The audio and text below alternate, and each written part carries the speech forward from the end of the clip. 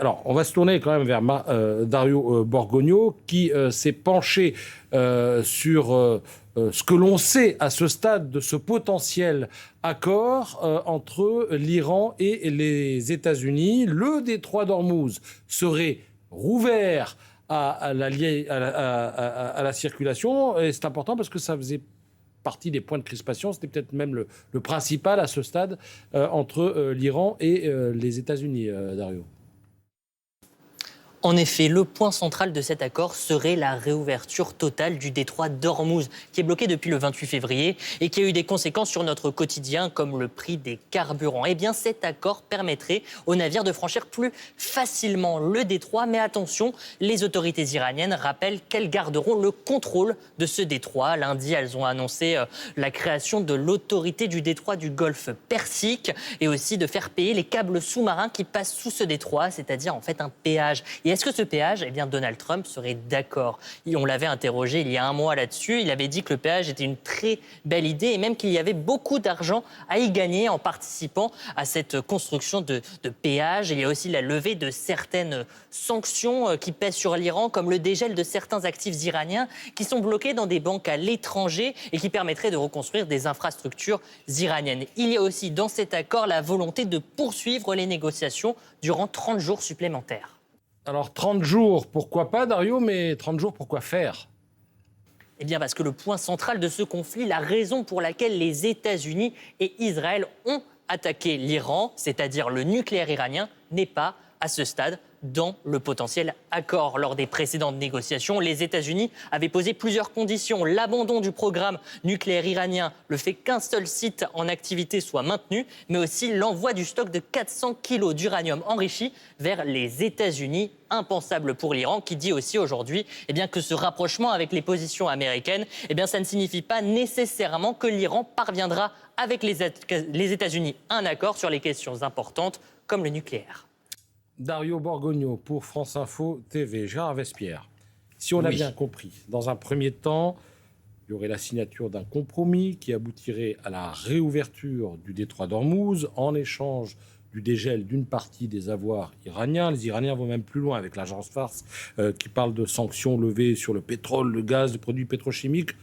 On verra. Il faut tout demander pour avoir quelque chose. Tout demander. Mais est-ce qu'on n'est pas en train de rêver un petit peu, parce que réouverture du détroit d'Ormuz, oui, mais les Iraniens, vous l'avez entendu, disent nous conserverions le contrôle de ce détroit. Ça veut dire que c'est rouvert, mais vous payez pour passer. Donc c'est pas rouvert en fait, c'est fermé, et pour passer, il faut payer. Le contrôle ne veut pas forcément dire péage, n'est-ce pas ?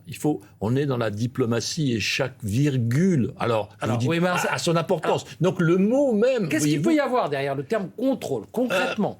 Écoutez, ça veut dire une vision... C'est une façon pour eux de s'en sortir. Dire on rouvre, mais on garde le contrôle. Regardez, on débat aujourd'hui, ils gardent le contrôle. C'est-à-dire qu'effectivement, ils sont là avec leurs missiles, ils sont là avec leurs jumelles, ils sont prêts à faire feu si quelque chose ne leur convient pas.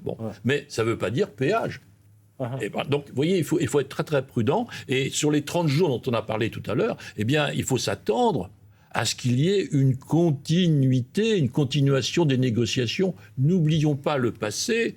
Les accords de 2015 ont commencé à être négociés en juin 2013, n'est-ce pas ? D'accord. Il a fallu 25 mois pour négocier les accords nucléaires précédents. Vous nous dites que ce qui se passe en ce moment risque de nous emmener à 2027, 2028. Les négociations peuvent continuer à partir du moment où, effectivement, comme l'a évoqué le général, les troupes américaines reviennent à leur base en Oklahoma ou dans d'autres États américains. À partir du moment où les porte-avions s'éloignent un peu, on va continuer à négocier parce qu'on est dans des éléments très, très complexes de technologie militaire nucléaire. Et ça, vous ne pouvez pas le définir en 24 heures. Il y a l'Agence internationale de l'énergie atomique qui dépend de l'ONU, qui est là, qui a les compétences, qui depuis des années a travaillé. Et ce seront eux aussi qui vont participer et contribuer à la poursuite après du contrôle. Oui, ce qu'il faut bien comprendre, c'est que les États-Unis et l'Iran n'ont pas de relations diplomatiques depuis 47 ans. Ça, il faut bien le comprendre. Parce que nous, le président Macron et le président Pezeshkian, ils peuvent se téléphoner quand ils veulent. Là-bas, il n'y a pas de relations diplomatiques. Donc là, ce qu'on commence à voir, si vous voulez, c'est le début du commencement de peut-être une négociation en vue d'une reprise des relations diplomatiques. Et donc, il y a une usine à gaz de problèmes à gérer entre les deux pays, entre l'Iran et les États-Unis, puisqu'en fait, ça fait à peu près 47 ans qu'ils s'envoient des pots de bananes partout dans la région. Donc, si vous voulez, il y a une comptabilité extrêmement importante sur tous ces problèmes-là. Il y a les problèmes évidemment militaires, il y a les problèmes économiques. Et puis, je rappelle aussi, parce que Donald Trump, pour faire cette annonce, a bien expliqué juste avant qu'il avait téléphoné juste à quelques pays, mais je vous donne la liste: Arabie Saoudite, Émirats Arabes Unis, Qatar, Pakistan, Turquie, Égypte, Jordanie, Bahreïn. Vous voyez, c'est-à-dire que cette situation aujourd'hui ne se fait pas qu'entre les États-Unis et l'Iran, mais entre l'Iran et le reste de toute la région, puisque les États-Unis, depuis 47 ans, étaient finalement le garant de la sécurité de ces pays par rapport à l'Iran. Donc si, là, avec ces 40 jours de guerre, et puis le changement de la donne dans toute la région, il y a évidemment non seulement une reprise des relations entre les États-Unis et l'Iran, mais un remodelage total des alliances, des relations, des bases militaires, des installations dans toute la région. Et donc, ça prend évidemment un petit peu de temps. Et dans ce temps-là, la priorité, c'est le détroit d'Ormuz, car ça va mettre de l'huile dans les rouages, comme on dit, ça va fluidifier. Ça va servir de starter. Voilà, ça va. Démarre la discussion. Voilà, quand on va commencer à voir les bateaux passer, il y a les marchés des matières premières qui vont commencer à baisser, tout le monde va pouvoir respirer. Dès mardi, vous allez voir. Mais mardi, voilà, demain, c'est férié en France et aux États-Unis. Mardi, les marchés financiers s'ouvrent et vous allez voir, l'économie va commencer à respirer. Et là, on va pouvoir rentrer dans le dur dans les négociations.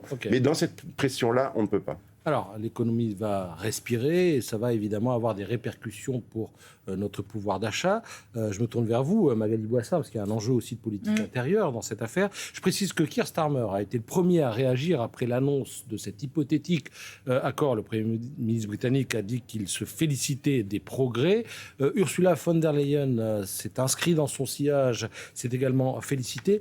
On n'a pas entendu Emmanuel Macron, en tout cas sur ce sujet. Est-ce que c'est normal ou c'est pas normal ? Je pense qu'il y a beaucoup de prudence chez le chef de l'État. Je pense qu'il n'en a pas forcément tort. Non. Ce n'est pas vous qui allez me tromper. Je peux vous dire aussi que suite à la publication par Donald Trump sur son réseau social, Truth Social, de la photo qui montre, générée par intelligence artificielle, un drone américain qui détruit des vedettes iraniennes, actuellement, il y a la plus grande perplexité dans l'entourage du chef de l'État. De qu'est-ce que ça veut dire ? Tout le monde se pose la même question que vous. Vous voyez, c'est très pertinent. Vous pouvez être à l'Élysée, vous l'évoquiez tout à l'heure. D'ailleurs, on a imaginé que je l'étais tout à l'heure. Parce qu'en fait, j'avais déjà trouvé un chef d'état-major. Au niveau diplomatique le plus haut français, on se pose les mêmes questions que monsieur et madame tout le monde, puisqu'il est totalement irrationnel d'essayer de comprendre Donald Trump. Bon, si on tente un peu, on peut se dire que dans son esprit, ça peut simplement vouloir dire adieu aux vedettes iraniennes dans le détroit d'Ormuz. Elles vont disparaître grâce à l'intervention américaine, ça diplomatique, peut militaire. Ça peut vouloir dire un milliard de trucs. J'essaye de vous donner la version la plus optimiste des choses. Bon, voilà, en tout cas, ça, je pense, ça explique la grande prudence des autorités françaises. Et vous avez raison, c'est de la politique intérieure primordiale en France, puisque depuis le mois de mars, en France, on a vu une flambée des prix à la pompe, que ça s'est installé durablement au-dessus des 2 € le litre.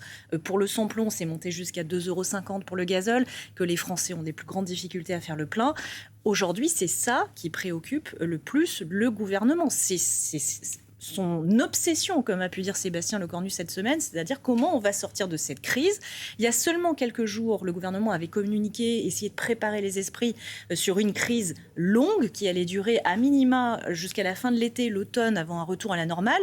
Alors, est-ce que effectivement, ce possible accord entre l'Iran et les États-Unis va donner une énorme bouffée d'oxygène au gouvernement? Sans doute qu'il l'espère, peut-être que nous aussi, mais c'est pas du tout certain. Alors, c'est la première étape, mais même en ouvrant dès ce soir ou dès demain, le détroit d'Ormuz, il y a toutes les raffineries, il y a toute la réinstallation. Ça va prendre du temps, donc c'est au minimum. Voilà, c'est un redémarrage en douceur, de toute façon. Alors, mais les prix vont chuter rapidement. Les prix vont chuter rapidement. Il faut l'espérer pour nos porte-monnaies. En tout cas, s'il y a un accord, il est évident qu'il inclura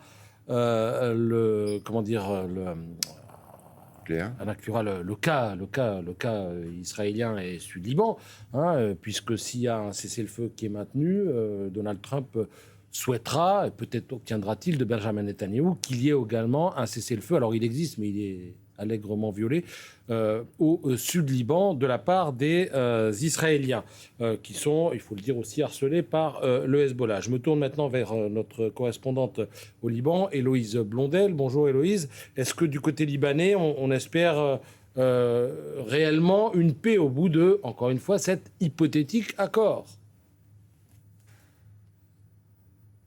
Ouvrir une fenêtre d'apaisement, mais sur le terrain, la question du Hezbollah et des garanties de sécurité reste un obstacle majeur à une paix durable.